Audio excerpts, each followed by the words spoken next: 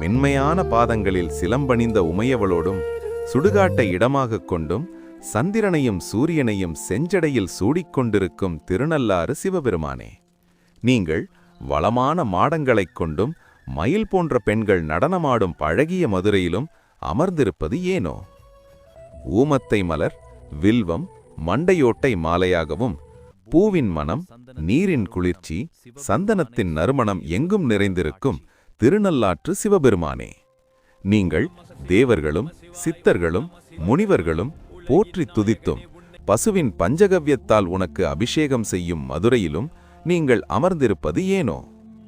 உமையவளை தனது திருமேனியின் ஒரு பாவமாகக் கொண்டும் நாகத்தை ஆபரணமாகவும் கோவமும் திருநீறு பூசிய உடலும் சடைமுடியும் கொண்ட திருநள்ளாறு சிவபெருமானே, நீங்கள் மேகங்கள் சூழ்ந்த மாடங்களையும் புண்ணியவான்களையும் வீதிகளில் பொன்னும் மணியும் சிதறிக் கிடக்கும் செல்வம் செழிப்புடைய மதுரையிலும் அமர்ந்திருப்பது ஏனோ?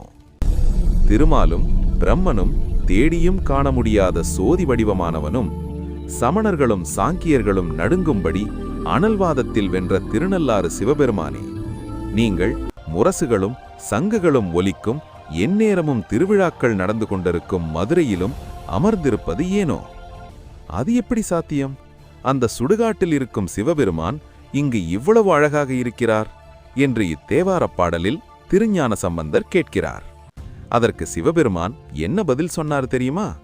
நான் எங்கு இருக்கிறேன் என்பது முக்கியமில்லை, நான் எங்கு இருந்தாலும் உண்மையான பக்தி இருந்தால் எங்கும் இருப்பேன் என்றார் சிவபெருமான். இத்தேவாரப் பாடலின் ஆழமான அர்த்தம் என்னன்னா, இறைவன் ஒருவன்தான், ஆனால் அவன் ரூபங்கள் பல. எளிமையிலும் இருக்கிறார், அழகிலும் இருக்கிறார், சுடுகாட்டிலும் இருக்கிறார், கோவில் கருவறையிலும் இருக்கிறார் என்பது இப்பதிகத்தின் ஆழமான அர்த்தமாகும். இதுவே தேவார முதல் திருமுறையின் 7வது பாடலான திருநள்ளாறும் திருஆலவாயும் என்னும் தலைப்பில் பாடக மெல்லடி பாவையோடு என பாடப்பெற்றது.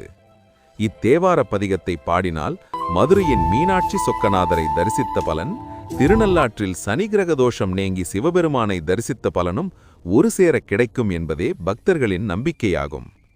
நாங்கள் 12 திருமுறைகளையும் உங்களுக்கு எளிமையாக புரியும் முறையில் கதை வாயிலாக எடுத்து வந்துள்ளோம்.